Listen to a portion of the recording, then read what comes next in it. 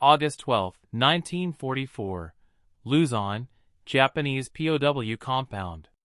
A humid evening pressed down on the bamboo barracks as prisoners of war slumped against the rough boards, their stomachs gnawing from weeks of hunger. Through the fence they watched a young American private, no older than 20, leaning casually against a post with his rifle slung low. He unwrapped something small, dark, and glossy. A chocolate bar. The faint crackle of paper carried across the stillness, followed by the unmistakable snap as his teeth bit through the sweet. For the men behind the wire, this simple act was almost unbearable to watch. They had seen machine guns, flamethrowers, artillery barrages, but never an enemy who could afford to waste sugar and cocoa on the front lines of war. What shocked them most was not the weaponry, nor the food itself, but the ease with which it was consumed. The private wasn't hoarding it, wasn't guarding it like a precious relic. He chewed slowly, even offering half to a passing comrade, who refused with a grin because he already had his own. In that moment, the Japanese prisoners felt the yawning gulf between the army they had served and the army that had captured them. For years they had been told Americans were weak, effeminate, addicted to pleasure. Yet here was the reality. A nation so rich that even its sentries carried luxuries as casually as rice balls. Later that night, one prisoner whispered to another, "They eat like gods." He wasn't exaggerating. Many of the men hadn't tasted sugar in months, some in years.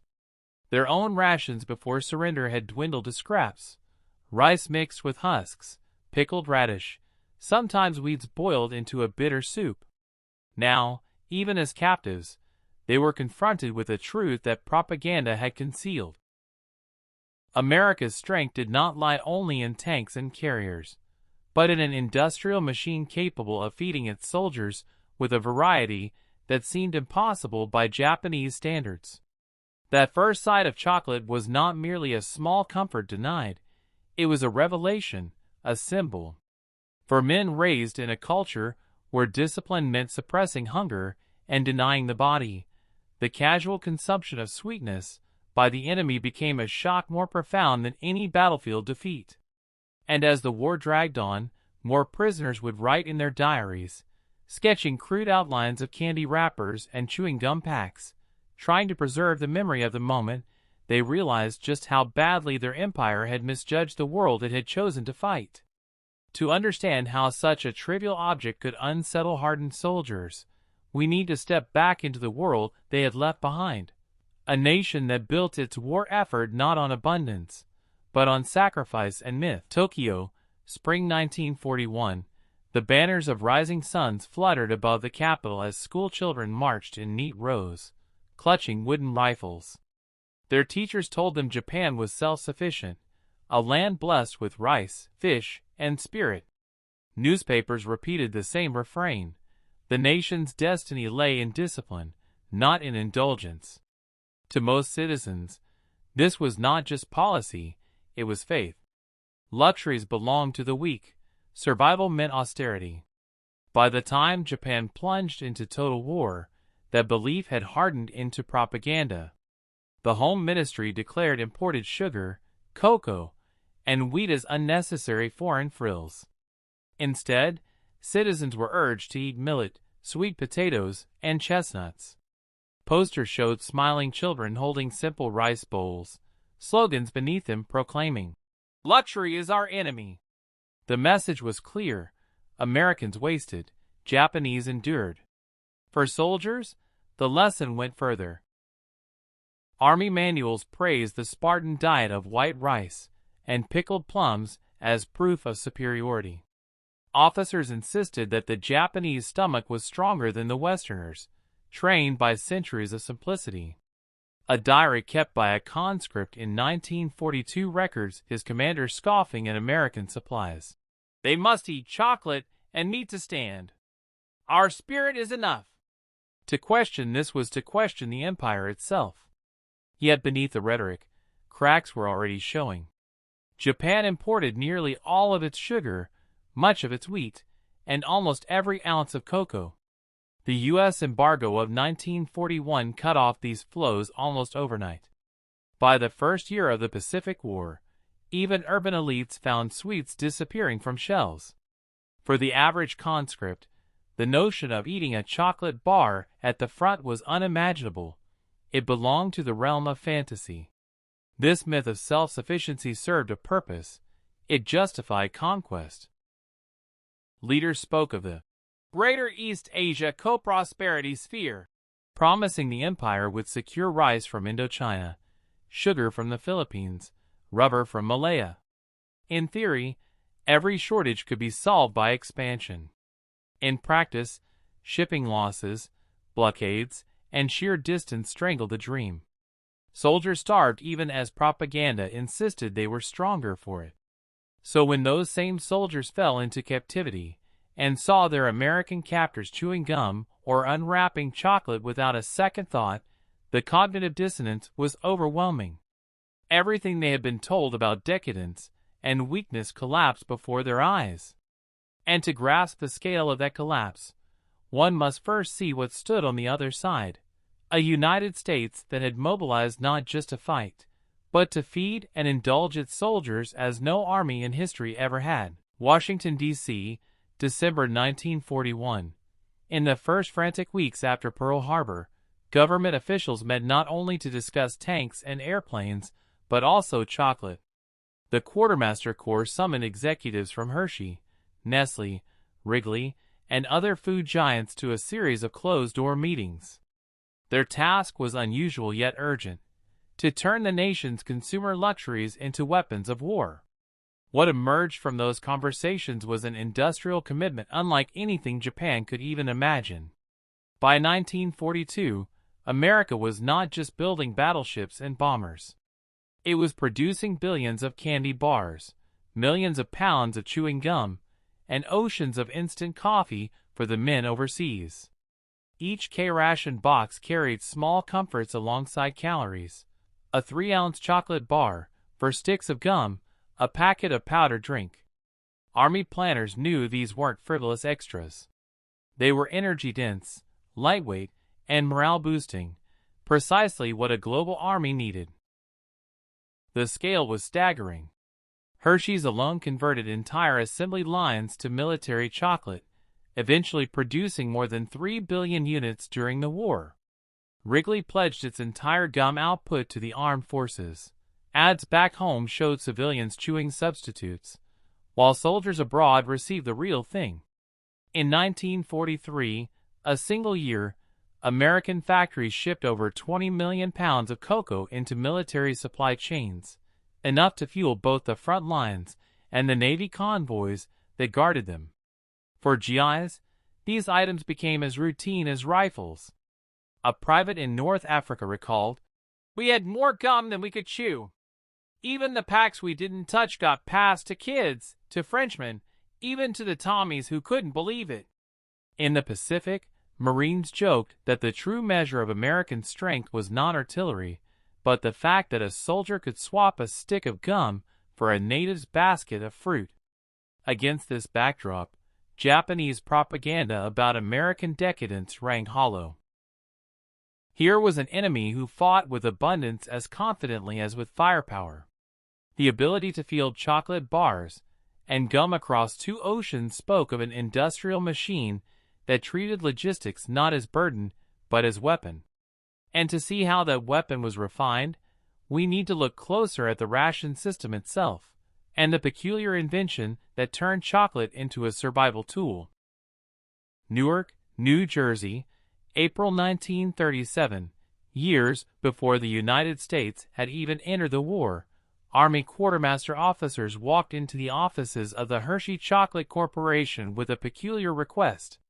They wanted a chocolate bar that wasn't sweet, wasn't enjoyable, and wasn't meant to be eaten for pleasure.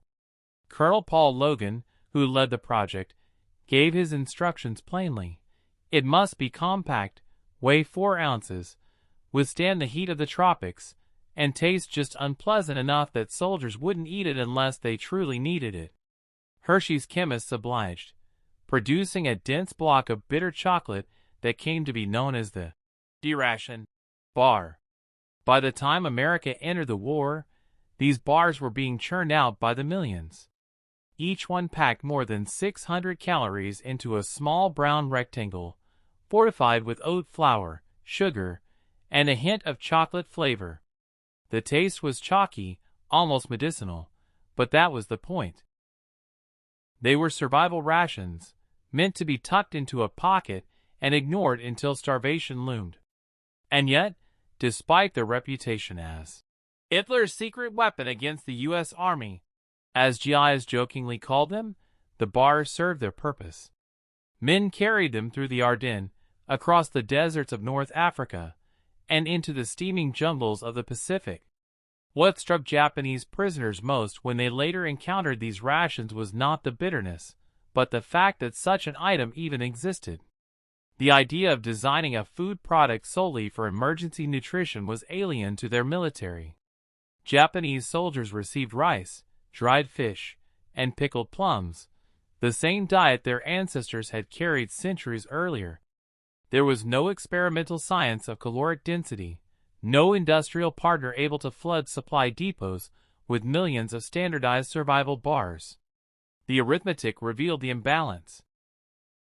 By 1944, Hershey's factories were producing over 24 million deration bars per week.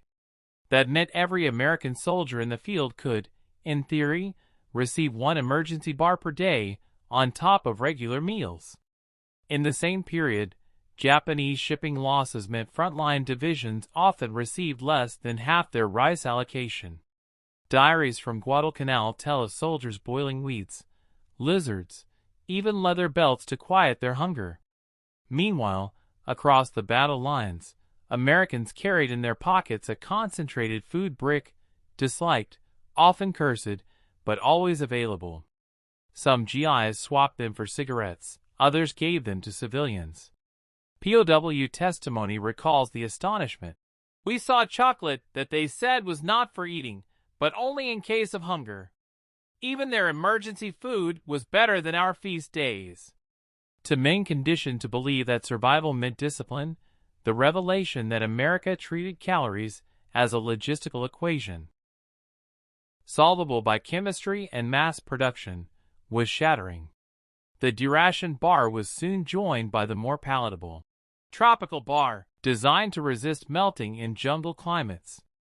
This one tasted sweeter, closer to real chocolate, and morale reports noted that soldiers accepted it far more readily. By 1945, both types were being produced in the billions, symbolizing a military that understood food not only as fuel, but as a technology of war. For Japanese prisoners, the sight of a guard casually discarding half a bar, or trading one for a postcard, carried more weight than speeches or propaganda leaflets. It demonstrated a reality no ideology could erase. American industry had turned even chocolate into a weapon of endurance. And if bitter survival rations could be scaled so easily, what other luxuries were flowing to the front? The answer lay not only in chocolate, but in something even more astonishing to the Japanese eye: chewing gum, endlessly available, and chewed as carelessly as if war were merely a long parade. Chicago, July 1942. In a boardroom overlooking the river, executives from the Wrigley Company sat with government procurement officers. The question on the table was not whether America could supply gum to its soldiers, but how much. Wrigley's chairman, Philip K. Wrigley, made a remarkable pledge. Every stick of real Wrigley's gum produced during the war would go exclusively to the armed forces. Civilian advertisements reflected this sacrifice. Posters showed familiar spearmint and juicy fruit packs, but with a small disclaimer. "Remember, Wrigley's is for the boys overseas." On the home front, Americans chewed wartime substitutes. On the battlefront, soldiers chewed the real thing, by the billions. The numbers were immense. By 1944, the U.S. Army and Navy were issuing gum at a rate of 2 to 4 sticks per ration box, translating into more than 2 billion sticks shipped across oceans each year. Logistics officers didn't treat gum as frivolous. It had practical uses. Chewing reduced thirst on long marches, helped clean teeth when water was scarce, and calmed nerves before combat. Combat surgeons even recommended it to wounded men as a way to prevent shock by keeping their jaws moving. What might have seemed like a small pleasure at home became, in the field, an essential psychological tool. For the Japanese, the sight was bewildering. Prisoners later recounted their astonishment at guards casually working their jaws while standing sentry. One POW diary entry from 1945 simply states, "They eat like cows, always chewing. Is this food? How can they spare such things for every man?" In truth, the very casualness was the point. To chew without worry signaled abundance. It meant the supply lines were so secure, the industrial base so vast, that the smallest indulgences could be distributed with the same confidence as bullets. The contrast could not have been sharper. Japanese soldiers had no equivalent. Their rations were stripped to the bone. Rice, dried vegetables, occasional fish or miso paste. For hunger pangs there was no relief. No gum to trick the stomach into calm. On islands like Saipan and Leyte, survivors described chewing bark or raw grass simply to quiet their bodies. In this context, gum was not trivial. It was psychological armor, a symbol of a system that treated comfort as part of combat readiness. Veterans remembered it vividly. An American Marine on Iwo Jima wrote home, "We have gum in every pocket. I gave some to a prisoner who stared at it as if it were medicine." Another GI joked in a letter that gum was our secret weapon, the only thing the Japs couldn't copy. And indeed, captured Japanese accounts suggest he wasn't far off. Some POWs saved wrappers, smoothing them flat, as if holding proof that such a product existed. Others described their first attempts to chew, uncertain whether to swallow or spit, astonished that flavor could linger for so long without vanishing. The cultural shock was profound. In Japan, gum was virtually unknown before the war. Sweetness itself had been rationed out of daily life. To encounter an enemy army that distributed gum so casually and in such quantities shattered the myth that America was soft or effeminate. Here was a nation that could afford to give its fighting men something that was neither strictly food nor medicine, but comfort, a luxury turned into routine. And it was routine that mattered most. Soldiers wrote of opening ration boxes and expecting gum, chocolate, coffee. The consistency itself was a weapon. It signaled stability, predictability, certainty that the next day's package would bring the same small pleasures. Japanese soldiers, by contrast, could expect nothing, sometimes rice, sometimes nothing at all. In such an environment, even gum became a dividing line between two visions of war. One fought on scarcity, the other on abundance. For those behind barbed wire, the lesson grew sharper with every passing day. Watching Americans chew gum not in triumph, but in boredom told them everything they needed to know about the imbalance of power. And if gum could be so plentiful, what did that say about the rest of America's arsenal? The trucks, the ships, the planes? The answer became clearer with each encounter, but to fully grasp the scale of that contrast, we must look back at what Japanese soldiers actually carried in their mess kits, and the harsh realities of their diet on campaign. Burma, February 1943. A column of Japanese infantry struggled along a muddy jungle track, uniforms in tatters, their packs nearly empty. At the midday halt, men crouched beneath dripping trees and opened their mess tins. Inside were balls of sticky white rice, clumped together from the morning's ration, alongside a few slivers of pickled radish. A lucky squad leader produced a scrap of dried fish to divide among 10 men. For most, that was the day's food, monotonous, insufficient, yet expected. Hunger was not an accident of the campaign. It was the system itself. The Imperial Japanese Army marched to war on a diet, little changed from centuries before. At its core was rice, measured in rations of 660 grams per day for an infantryman, about the weight of a large modern hamburger. Supplemented by 60 grams of barley, 20 grams of miso or soy, and a few grams of pickled vegetables, it provided calories, but few nutrients. Protein was scarce, vitamins almost absent. Navy rations were marginally better, with occasional meat or canned goods, but the average soldier in China or the Pacific faced long weeks with nothing but rice and salt to sustain him. Diaries reveal the toll. One conscript wrote from New Guinea, "The rice is always damp, the pickles taste of rot.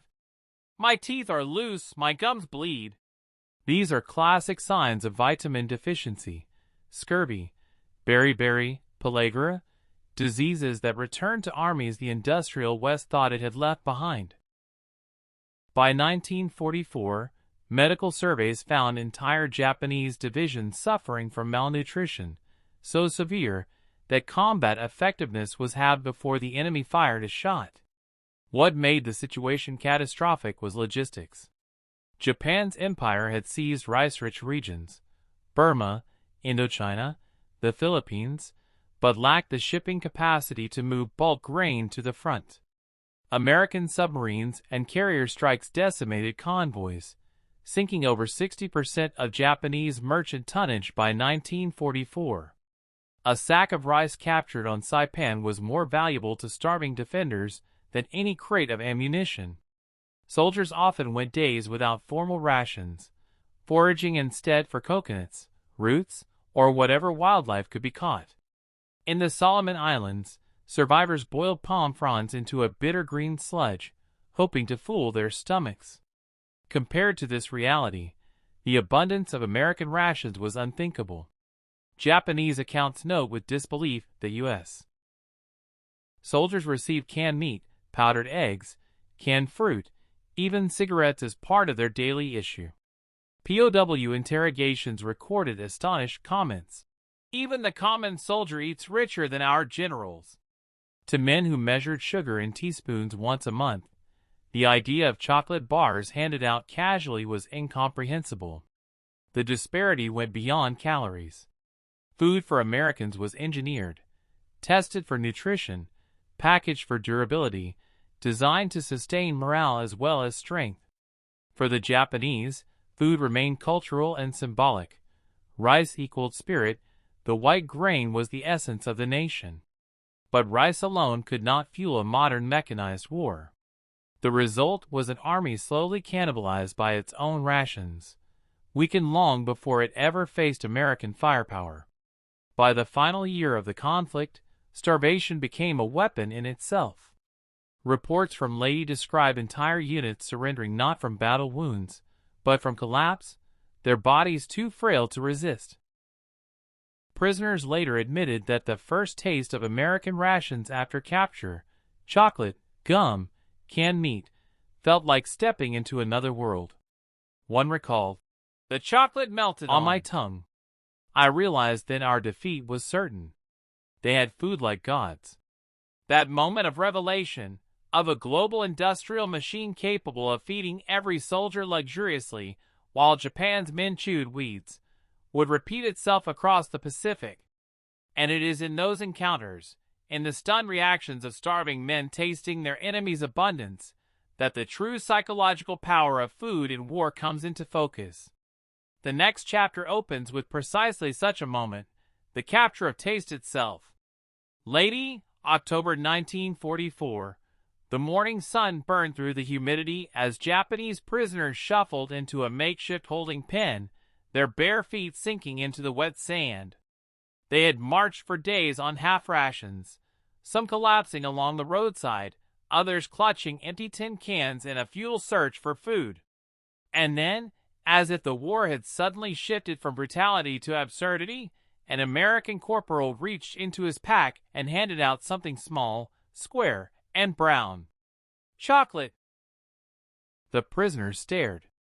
Some took it hesitantly, as though touching it might be a trap. Others sniffed it, marveling at the sweet scent, so alien after months of rice and pickles. The reaction was universal. Diaries, later collected by historians, describe it with near reverence. "I held it in my hands and could not believe it was real," wrote one sergeant, exhausted and near collapse. "Our army starved on rice and wheats.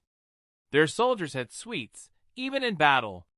To men indoctrinated from youth to respect austerity, the simple act of eating chocolate was more shocking than any gunfire or artillery barrage.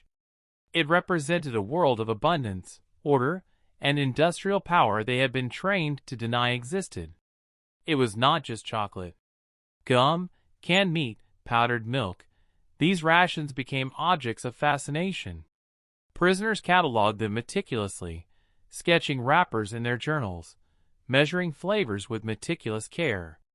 One officer wrote, "Every bite revealed their wealth." Even their survival food was better than our celebration feasts. The astonishment was compounded by observation. The Americans did not hoard, did not ration with grim calculation. They ate casually, shared freely, and even discarded some without a second thought. The psychological effect was profound. Starvation is more than physical. It erodes discipline, morale, and identity. To witness the enemy thriving under conditions that would have broken them shook the prisoners' confidence in the very ethos of their army. They had been taught that suffering was a virtue, that scarcity forged strength. Now, faced with abundance, they were forced to confront the inadequacy of ideology against industrial reality. Even within the American camps, observers noted the reactions. Chaplains, quartermasters, and guards recorded the astonishment of Japanese men tasting chocolate for the first time. Some attempted to trade personal items for more. Others hid portions to savor in secret, as if hoarding a forbidden treasure. One POW, decades later, recalled the strange mix of delight and shame. "We could not believe such things existed, and yet we wanted them desperately. It felt like betrayal, both to ourselves and our country." This fascination with small luxuries revealed a larger truth. The war was not only fought with bullets and bombs, but with logistics and provisioning. Chocolate bars and gum, trivial in American eyes, became symbols of technological and industrial superiority, demonstrating that victory was as much about feeding an army as maneuvering it. The arithmetic of supply, calories delivered, packaging mass, distribution routes across oceans, translated directly into psychological dominance. And yet, these encounters were only the beginning. For prisoners who had survived the Pacific jungles, the first taste of American rations was a revelation that would haunt their diaries, letters, and memoirs. It was a moment when starvation, ideology, and reality collided, when the simple act of chewing chocolate reshaped the understanding of power itself. From this stunned amazement, the broader implications of logistics as a weapon began to emerge, leading directly into the examination of America's unprecedented supply chains that would sustain such abundance. San Francisco, July 1943, the docks were alive before dawn, cranes swinging, whistles shrieking, and Liberty ships lining up like obedient metal beasts ready for the Pacific. Each vessel carried thousands of tons of cargo, but alongside artillery shells, jeeps, and rifles, there were pallets of sugar, chocolate bars, gum, and canned meat, stacked with the same precision as ammunition. For the quartermasters, this was not indulgence, it was strategy. Every calorie counted as much as a shell. Every ration distributed efficiently meant another soldier could march further, fight longer, and survive. The scale of the operation was staggering. In 1944 alone, over 5 million tons of food and equipment were shipped from American ports to the Pacific theater. A single Liberty ship could carry 10,000 tons, enough to supply an entire division for weeks. Chocolate alone totaled over 100 million bars shipped a year, alongside gum measured in billions of sticks. To put it in perspective, one Japanese division operating in New Guinea might receive less than half its daily rice allotment for months, while an American infantryman could count on calorically dense, morale-boosting food every single day. Logistical planning turned industrial abundance into a weapon. Convoys were coordinated with military precision. Ships escorted by destroyers, timing arrivals to minimize exposure to enemy submarines. Ration depots established on remote islands. Even the most minor details were monitored. Cocoa shipments, sensitive to heat and humidity, were packed with insulating layers. Gum sticks were crated to prevent crushing. Canned meat was palletized to prevent spoilage. The arithmetic of supply became a science. How many calories per soldier, per day, per mile of ocean traveled, multiplied by weeks in the field? For Japanese prisoners encountering these systems, the effect was dizzying. Diaries record them noting that every American soldier seemed to carry a small fortune in edible wealth. One sergeant in the Philippines wrote, "They march with chocolate, cigarettes, and gum, and yet they fight with calm, as if the food itself gives them strength." Another recalled peering into a captured supply crate and seeing neatly stacked rations, each labeled, each portioned, each traceable back to a factory hundreds of miles away. The organization was almost alien, a logistical choreography that their own empire could not replicate. The contrast was not merely theoretical. In New Guinea and the Solomons, the Japanese army's supply lines were fragmented, stretched over thousands of miles, vulnerable to air attacks and submarine ambushes. Even when rice arrived, spoilage and pilfering often cut rations by half. American forces, by contrast, moved with reliability, precision, and redundancy. Gum, chocolate, and even small luxuries became indicators of industrial power. A soldier chewing a stick of gum on a tropical island was a walking testament to an empire's capacity, one that Japanese prisoners could scarcely comprehend. And it was not just food. Logistics extended to all aspects of the battlefield. Trucks, jeeps, and ships ensured that ammunition, spare parts, and medical supplies arrived on time. The arithmetic of war was clear. An army fed, hydrated, and equipped consistently could sustain offensive operations that a starving, malnourished opponent could not resist. For prisoners watching chocolate being unwrapped or gum passed casually, the lesson was immediate and brutal. Victory belonged to the nation that could feed its soldiers while keeping them comfortable, alert, and psychologically secure.